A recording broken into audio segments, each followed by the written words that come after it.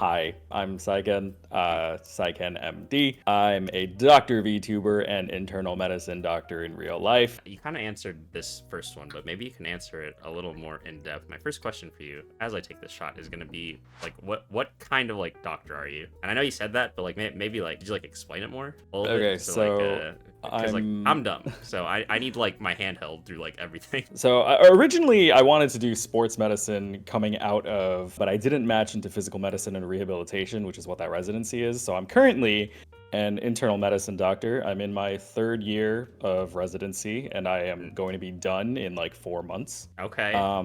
As an internal medicine doctor, you basically have 2 ways that you can practice. You can see patients in the clinic, or you can see patients in the hospital. I primarily have trained in the hospital, so I practice hospital medicine.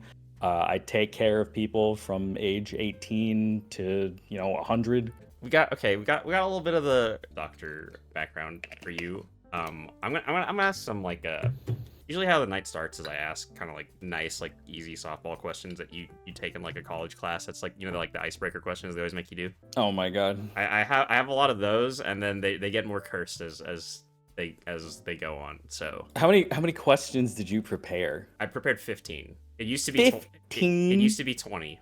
All right, next question. This is a slam dunk for you, because this next question is what are some of your favorite games? Fire Emblem 4, Genealogy of the Holy War, Fire Emblem 5, Thracia 776, Shin Megami Tensei 3, Nocturne. Oh, you're an SMT fan? Uh, I guess the next question is kind of relatable to that. So the question is like, it's kind of a 2-parter, because it's what made you want to become a doctor, and then what made you want to become a VTuber on top of that. And then I guess next one is how do you like incorporate the 2 together? in 2009 or 2010, I played a game on the Wii called Trauma Team, which was like the 4th Trauma Center game. And then I went back and I played the one on the DS and the sequel and the one on the Wii. And I was like, yeah, this is pretty cool. You're like, this is for me. My Asian parents would approve of me being a doctor. That's pretty funny though. So then, I don't know. I mean, I like it. I always tell people, like, no matter how much I shit on this job, like, in training and everything, I mean, it's still kind of, like, the best job in the world. Like... Yeah, for sure. It's fulfilling, and no matter how much shit I eat on a daily basis, like, one day I'm going to be monetarily compensated very well for this. And, like, I mean, I'm still saving lives, providing a service. Like, I'm actually like helping people, because that's like a whole, what is it, Ikigai, like that like concept of like a reason to be. What is it? So it's what you love, what the world needs, what you can be paid for, and what you're good at. And there are very few jobs that, like, well, it's a 4-way overlapping Venn diagram. Aquatical. Okay, aquatical. Yeah, so it's like what you love and what you're good at. Well, 2 of those together is a passion. What you love and what the world needs, 2 of those together is a mission. What you're good at and what you can be paid for is a profession. And what you can be paid for and what the world needs is a vocation. But the one that's in the center of all 4 of them is Ikigai, which is that reason for living. So, I mean, medicine really like ticks off all the boxes for me. Like, I enjoy taking care of patients. I enjoy helping people. I enjoy using my years of training to, make a difference in someone's life. I mean, like, the world needs doctors, so I'm doing a service, I'm good at it. I'm the chief resident in my program. Like, I've made it this far already, and then, yeah, I can be paid for it. So it checks off all the boxes for me. I think that, like, there's a lot of people that will struggle with, like, that, the Ikigai. I think a lot of people... I think it's good. I think it's good that you found everything that satisfies you, and I think that it just gives you the drive to do it. Yeah, I mean, it's not like I don't get like tired or like burnt out or stuff, but I mean, like, I don't know. I mean, if I'm on like my night shift on Sunday, right, and like my wards rotations or like my ICU rotations or something, right, like, I mean, if I don't go to work, right, like if I don't do something, like, somebody is going to suffer because of it. Like, it's like taking care of like a pet or something, right? Like, you have like a higher purpose, like, you have something else to do that's not just like self-centered. So what made you want to become a VTuber on top of this? 'Cause I think being a So doctor is hard. originally, so where I went to med school, I mean, I didn't go to the same med school where I went to college, so I had to move. I went to college in the South, but I went to med school even more in the South. And like the people at my medical school were not like straight out of college kind of people. I mean, so, like I was 22 at that point. I was like one of the youngest in my class. I think the average incoming age for a first year med student in my school was like 25 or something. So like they had a couple years. They had like time off in between, you know, college and medicine. So I always felt like kind of like a disconnect. And like most of the time, like my nights would be spent on like Discord, like with my friends and shit from college anyway, and just like talking about like video games or like playing Monster Hunter or something, you know. So it was like a way, like playing video games for me was like a way to connect with my friends and shit. And then, you know, being down there and like not really having that social outlet just because again everybody else was, you know, pretty older than me. I think I don't know why. I really don't remember, but I guess I turned to streaming and then League of Legends. I was a League of Legends streamer and just playing random games. And like I think in my friend group right now, like I've probably been the one who's been streaming the longest, but I mean I've never tried to go full time with this thing. Like I've always for 8 years have been streaming like once every 2 weeks for a couple hours each time. But I mean I just like doing it, you know, so Yeah, I think it's fun. everyone needs a hobby. Yeah, I just for the love of the game, I just like streaming, and you know, I'm still here. Like literally all the people from that I used to play games with online from like 2018, 2017 are just like off the internet at this point, but I don't know. It's like a pride thing. So this is a bit of a meme question, but I feel like it's something that a lot of people relate to on the internet. But why is doctor handwriting so unreadable sometimes? I don't fucking know, dude. I feel like that's not even a thing anymore because we sign all of our orders like e-prescribe. Okay. And like, well, okay, like when I do write out orders on a script for like controlled substances and shit, like I don't use cursive. Like I just write it out by hand, like in print. Like I don't know. I'm wondering because like I don't think it's like a stereotype anymore. Okay, that's good at least. That's good to know. But I feel like I've seen so many posts that were taught like they would feel like they'd show pictures of doctor handwriting. They'd be like, "What does this say?" And I'd be like, "Yeah, I feel like my doctor did the same thing."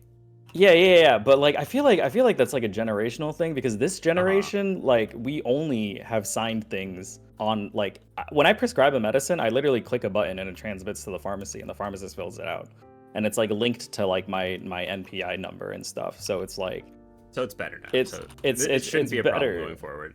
Or like I have like ugly handwriting anyway, but I mean it's like it's not. I don't think it's like doctor handwriting. Like we don't do handwriting stuff anymore. I don't know. I see. Is it difficult like working so much, like balancing like being a doctor and a VTuber? No. I mean, again, the way I've been streaming for the past 8 years is I really only do it like once or twice a week, once every 2 weeks if I'm lucky. I mean, I'm sure if, you know, I was doing a lot of the things like a lot of our friends were doing, like, you know, trying to go full time, going corpo, partner pushing. I mean, all of this stuff. I mean, it's being a full-time content creator, and like, yeah, that'd probably be a nightmare. But I mean, I just stream whenever I want. I'm usually more on Discord and Twitter more than anything. You know, last year I started making like medical education content. So, I mean, it's just, I'm just like a content creator. I wouldn't necessarily primarily call myself a streamer or anything. It's just what I've been doing. No, I don't feel bothered by it, but I'm sure if I was to take it as seriously as some of our other friends do, then yeah, that would be fucking impossible. Yeah. Like there were days where I just come home and I pass out at like 5 o'clock, and then I wake up and it's like 6:30 and I'm late for work. I mean, it's like, you know, Yeah. The other day I slept for like 15 hours. Mm-hmm. Like, it's just, you know, some days you just die. Like, I don't think I could ever like hold like a schedule like that or hold myself up to the standards of like, you know, partnered streamers or, you know, like actual corpo streamers or something. Yeah. What advice do you have for anyone wanting to become a doctor? Well, I mean, yeah, that's like a whole stream that I can do. I mean, pre-med kind of sucks. There's a lot of like social pressures that a lot of like counselors don't really help you about and stuff. I mean, Social I think pressures. yeah, because I mean, like everyone's having fun in college and shit, and you're just here taking like Oh, 18 credits of like STEM courses, and you're told that you need to get an A+ in all of them because medical schools are shallow institutions that only look at your like science GPA. mhm. Like, I mean, there are a few people that I've like mentored last cycle to get into medical school, and then actually one of my interns right now is a VTuber mutual that I've had for the past year, and I got her into my Whoa. residency program. But like, there's like a mildly big VTuber that's been messaging me and about like her grades and her chances for applying to med school this year, and you know, I have to be honest. I'm just like, your grades aren't good enough, and like your scores are, you know, mediocre. Like you are not going to have, like, it's going to be a waste of your effort, it's going to be a waste of your money to apply to medical school right now. And you know, it's just like sometimes you just need to be real about it. Like if they went to like their college's pre-med advisor or something, like I'm sure they'd be like, yeah, just write a good essay and interview well and you can really show them up. But like it's not that easy sometimes. I mean, yeah, I Like would say like that's just it, end of story. your 4 years in college, lock the fuck in, or have a plan to do something else after college that'll help Mm. you get in, because it's hard to just do 4 years. And like I said, most medical schools, the average age of their first year class is like 25. In most colleges, you're graduating at 22. So like Mhm. they do really kind of expect you to have a little more experience coming into this. And I will say, like, as a 22-year-old going into med school, like I felt wildly underprepared. Like your first 2 years of med school is just studying, right? Like it's just like more classes. But I mean, just the volume of it and like dealing with life and all these things, like it's a lot to expect out of somebody who's 22 versus somebody who's 25. Mhm. So, I mean, I don't think a lot of people understand that it really is more commonplace to take a gap year or two before you go into medical, because, I mean, once you're in, and you're in that crucible, because medical school is really the beginning for all the hell that med school is. I mean, you still have 3 to 7 years of residency and then further subspecialty training after that. I think that's crazy because I feel like I knew medical school was hard, right? Like, I mean, that's like, it's like the process of getting into it is just like, It's overwhelming. It's that was more me. overwhelming than it is hard, honestly. Like, Uh-huh. the things that I was learning in my 3rd and 4th year as a chemistry major, definitely a lot more technical, complex, and difficult to understand than the stuff I was learning my first 2 years of medical school. But it's just the amount of stuff that we're expected to know as a medical student: general practice, pharmacology, physiology, anatomy, radiology, fucking embryology, microbiology, pathology, and I don't know, whatever genetics and ethics classes we It's were a lot of taking too. ologies. It's like all of that stuff. It's just like it's more than a college student will study in 4 years, and you're doing all of that in 2.